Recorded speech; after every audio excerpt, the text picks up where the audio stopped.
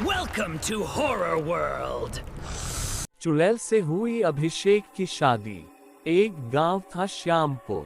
श्यामपुर में एक लड़का अभिषेक रहता था। उसके परिवार में उसके अलावा कोई भी नहीं था। वह गांव से रोजाना काम करने शहर जाता था और शाम को वापस लौट जाता था। एक दिन अभिषेक की छुट्टी होती है तो घर पर ही रुकता है।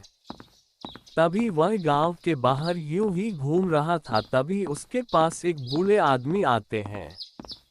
वह आकर कहते हैं, अभिषेक बेटा क्या बात है, आज तुम काम पर नहीं गए? अभिषेक कहता है, नहीं काका, आज मेरी छुट्टी थी तो मैं यहीं पर रुक गया, कल जाऊंगा। वह बुजुर्ग आदमी कहता है, बेटा तुम कल जब काम करके वापस लौटो तो जंगल से होते हुए आना। वहां पर तुम्हें एक व्यक्ति मिलेगा जो कि मेरा कुछ सामान है वो तुम्हें सौंप देगा, तो तुम उससे ले आना। अभिषेक कहता है, ठीक है काका, मैं आते वक्त आपका सामान ले आऊंगा।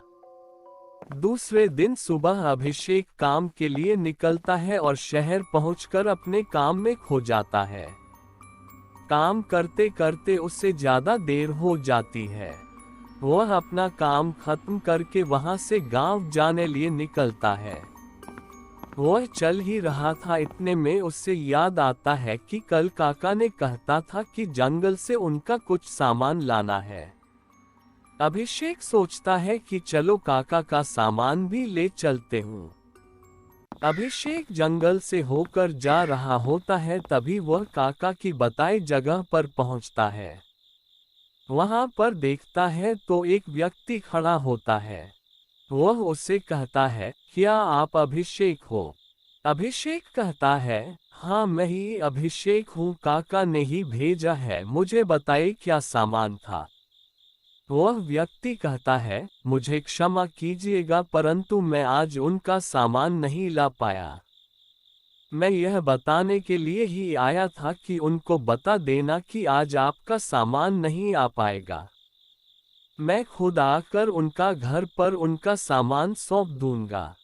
अभिषेक कहता है, ठीक है चलो मैं चलता हूँ। अब अभिषेक वहां से वापस लौटता है।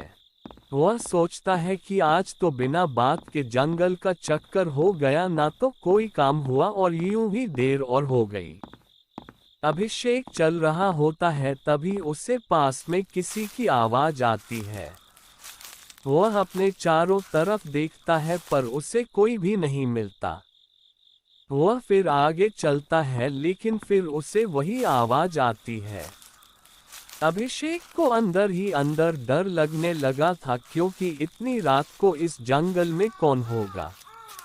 अभिषेक आगे चलता है। अभिषेक देखता है कि उसके सामने से एक खूबसूरत सी लड़की आ रही होती है। वह सोचता है कि इतनी रात को इस जंगल में यह लड़की अकेली यहाँ पर क्या कर रही है। वह दोनों पास आते हैं। अभिषेक कहता है, कौन हो तुम और इस जंगल में क्या कर रही हो, वह भी इस वक्त? वह लड़की कहती है, मैं इसी जंगल में रहती हूँ। वह तो मुझे किसी के चलने की आवाज आई तो इसलिए मैं देखने आई थी कि कौन है, फिर पता चला कि वह तो आप थे। अभिषेक कहता है, क्या तुम इस जंगल में अकेली रहती हो और आखिर तुम यहाँ पर क्यों रहती हो? वह लड़की कहती है, हाँ मैं इस जंगल में अकेली ही रहती हूँ और मेरा कोई भी घर नहीं है, तो मैं इसलिए इसी जंगल में रहती हूँ। अभिषेक कहता है, क्या नाम है तुम्हारा? लड़की कहती है, मेरा नाम प्रिया है। अभिषेक कहता है, अगर तुम्हें ऐतराज ना हो तो तुम मेरे साथ चल सकती हो। वैसे भी मैं अकेला ही रहता हूँ और तुम इस जंगल में रहती हो, क्या पता तुम्हें रात को कोई जानवर आकर खा जाए। प्रिया कहती है, आप सही कह रहे हैं, पर क्या आपको कोई समस्या तो नहीं है मेरे चलने से? अभिषेक कहता है, नहीं मुझे कोई भी समस्या नहीं है, तुम मेरे साथ चल सकती हो और मेरे साथ रह सकती हो। प्रिया और अभिषेक दोनों वहां से चलते हैं और अभिषेक के घर पर आते हैं। अभिषेक प्रिया से कहता है, प्रिया रात बहुत हो गई है, तुम अभी सो जाओ, हम कल सुबह बात करेंगे। दोनों सोने के लिए चले जाते हैं। दूसरे दिन सुबह होती है, दोनों बाहर आते हैं। अभिषेक कहता है, प्रिया मैं शहर जा रहा हूँ मेरा काम करने के लिए, तुम घर पर ही रहना और अगर तुम्हारा मन ना लगे तो गांव में घूम लेना। यह कहकर अभिषेक शहर की तरफ रवाना हो जाता है। प्रिया कहीं देर तक घर में ही रहती है, बाद में उसका मन नहीं लगता है तो वह गांव में आती है और गांव में घूमकर देखती है। तभी प्रिया को एक और लड़की मिलती है जो कि इस गांव की थी। वह लड़की कहती है, कौन हो आप और आप बहुत देर से हमारे गांव में घूम रहे हो, आप किसी को ढूंढ रहे हो क्या? प्रिया कहती है, नहीं मैं किसी को भी नहीं ढूंढ रही, मेरा नाम प्रिया है और मैं पास ही के जंगल से आई हूँ और मैं अभिषेक के घर में रहती हूँ। वह लड़की कहती है, अच्छा मेरा नाम सीमा है और मैं इसी गांव में रहती हूँ। मैं अभिषेक भैया के घर के पास वाले घर में रहती हूँ। वह दोनों कहीं देर तक बातें करती हैं, तब तक रात होने को आ गई थी। प्रिया सीमा से कहती है, अच्छा मैं चलती हूँ, अभिषेक आ गए होंगे। और प्रिया वहां से चलकर अभिषेक के घर में आ जाती है। अभिषेक घर पर आ चुका था। वह दोनों कहीं देर तक बातें करते हैं। कई दिनों तक ऐसा ही चलता रहता है। अभिषेक रोजाना काम पर जाता और प्रिया पीछे से घर का सारा काम संभालती थी। यूं ही चलते चलते अभिषेक को प्रिया से लगाव होने लगा। अभिषेक एक दिन काम से वापस लौट रहा था, तभी वह सोचता है कि क्यों ना मैं प्रिया से शादी कर लूं। वैसे भी वह मेरा सारा काम करती है और अब तो वह मुझे जान भी गई है। उसे दिन अभिषेक घर पर जाता है और प्रिया से शादी के बारे में बात करता है। प्रिया भी उसे हाँ कह देती है। थोड़े दिनों बाद प्रिया और अभिषेक की शादी होने लगती है। पास ही में पंडित जी शादी करने के लिए बैठे हुए होते हैं। अभिषेक भी पगड़ी बांधकर वहीं पर खड़ा होता है। प्रिया भी वहीं पर खड़ी होती है। पंडित जी कहते हैं, आप दोनों फेरे ले लीजिए।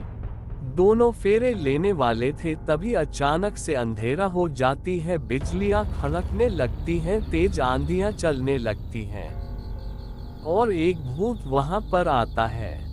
वह आकर कहता है, यह क्या कर रही हो तुम, क्या तुम्हें पता नहीं कि यह भूतों के नियमों के विरुद्ध है?